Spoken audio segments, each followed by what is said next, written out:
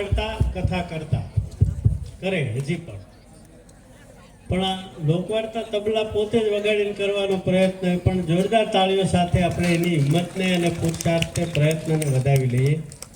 ભાઈ શ્રી વેદાંગ નીતિન કુમાર જાની, ધોરણ 5. રામ રામ હોડાયરાને નમસ્કાર. મારું નામ વેદાંગ નીતિન કુમાર જાની છે. હું વડેરા પ્રાથમિક શાળાની ધોરણ 5 માં અભ્યાસ કરું છું. આજે આપ સૌના આશીર્વાદથી મને એક સોના જેવો સમય મળ્યો છે. મને એક વાર્તા કહેવાનો અવસર મળ્યો છે. મારી વાર્તાનું નામ છે કાદુ મકરાણી.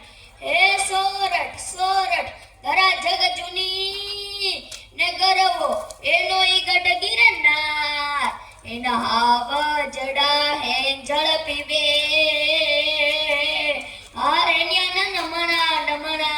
નારી અને નાર. સૌરાષ્ટ્રની ધરતી એટલે હાવજની ધરતી, મહાપુરુષોની ધરતી. સૌરાષ્ટ્રની ધૂળે કોઈ કંગાળ કે માય કાંગલાને જન્મ નથી દીધા. એવા જે ખાવજ જેવા પુરુષ એટલે કે કાદુ મકરાણીની વાત કરી છે. સૌરાષ્ટ્રની ધરતીનો શૂરવીર છે. જ્યારે ધીમા ધીમા ધીમા પગલા માંડતા આવતા હોય અને તેડિયાની આંખો છે તપે ત્રાંબા જેવી થઈ ગઈ હોય અને ધરતી છે ને ધમ ધમ ધમ ધ્રુજી ઉઠે, એવા શૂરવીરોની આ ધરતી છે સોરઠ. તેથી કવિએ ગાવું પડ્યું, રણસિંગા ભાગે સુતા જાગે સ્કાયર ભાગે કામ પડે,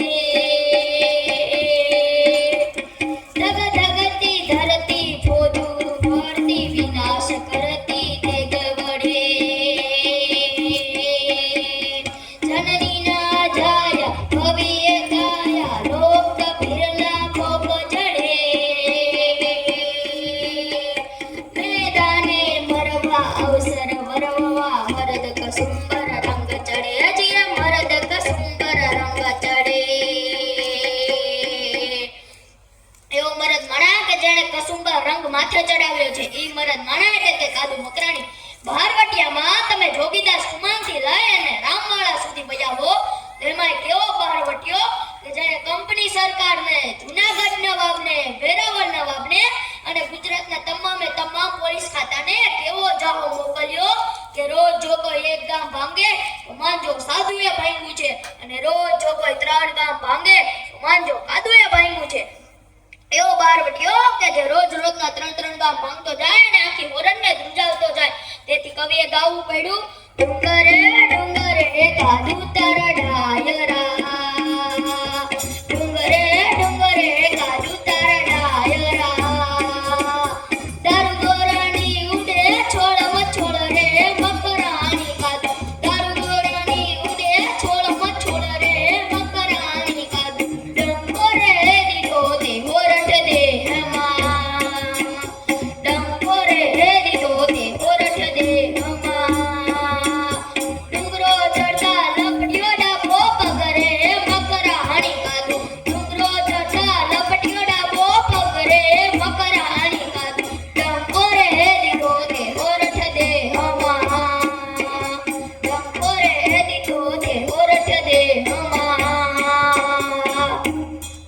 અરે તમારું ડેરી અને વડાળ ગામ કાદુ મકરાણીએ જહાચેટી મોકલાવી છે. કાદુ મકરાણીનું બહારવટું આવા જડાણ છે આગ જે હાંભળે પડે વેણી તણા ગામ, ઓજા ડાકલાના પડની જેમ દુશ્મનોના કાજા થડક થડક થવા માંડે અને પેલનું વાળું વળીને પટેલની દીકરી આહાર આવી છે. એના ધણીને વાડીએ ભાત દેવા જવાનું છે. માથે પાતું મૂકી અને તૈયારી કરી, વેઠ વીટિયું પહેર્યા છે, બાજુ બંધ પહેર્યા છે. જોઈ એની હાવે કીધું કે વહુ ઘરેણા ઉતારતા જાઓ, બહાર વટ્યો પાદરે બેઠો છે, તમને લૂંટી લે. હવે તો કઈ ન સાંભળ્યું. હવે બીજી વાર કીધું કે વહુ તમને કહું ઘરેણા ઉતારતા જાઓ, બહાર તમારો બાપ કાદુ મકરાણી બહાર વડે છે, એ તમને લૂંટી લે. પાછી વળી હો ભાઈ, માથેથી ભાત ઉતાર્યા અને બીજા વધારાના ઘરેણા પહેર્યા. હાઉ કે વહુ મેં તો તમને ઘરેણા ઉતારવાનું કીધું અને તમે તો બીજા વધારાના ઘરેણા પહેર્યા. હા વહુ કે બાઈજી મારે ઈ જ જોવું છે કે બાપ દીકરીને કઈ રીતે લૂંટી શકે છે. માથે ભાત મૂકી અને પગલા માંડ્યા. હો ભાઈ, પગલા માંડ્યા એટલે કે દીવની પૂરી લટાણ છે, જેમ પગલા માંડ્યા હડાપ હડાપ હડાપ કરતી નીકળી. હો ભાઈ, આકડી નેરમાંથી નીકળતી તે બે બહારવટિયા ઘોડા લઈને બગડદામ કરતા વચ્ચે પડ્યા.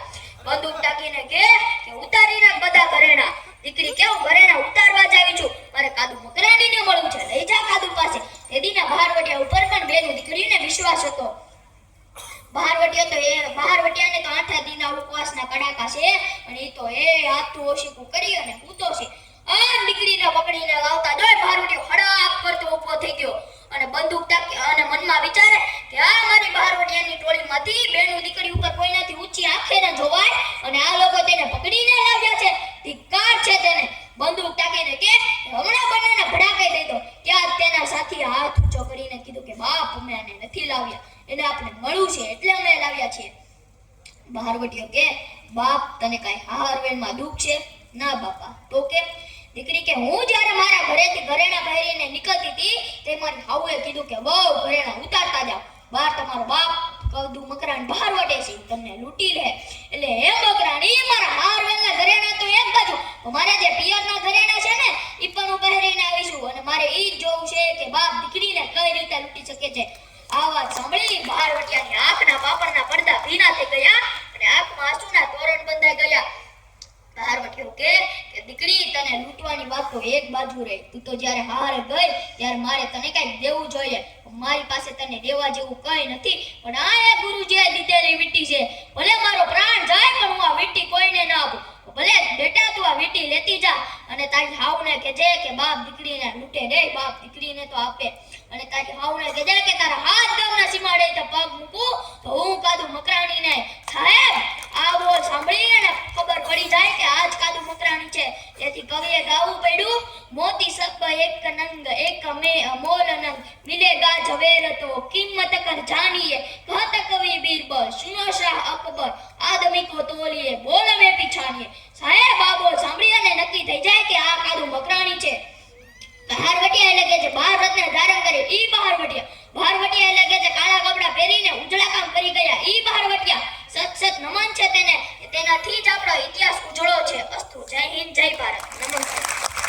વાહ વાહ વાહ, જોરદાર તાળીઓ સાથે ભાઈ વેદાંગ નીતિન કુમાર જાની, ધોરણ 5 વડેરા પ્રાથમિક શાળા સાહેબને વિનંતી કે